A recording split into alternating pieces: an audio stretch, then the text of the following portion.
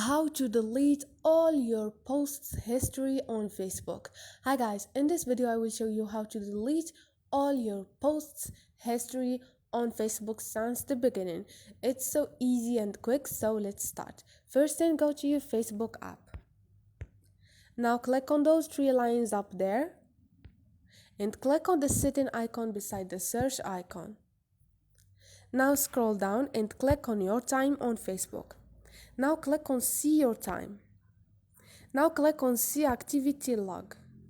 And now all you need to do is click on your posts, click on manage your posts, and here they're gonna give you all your posts on Facebook.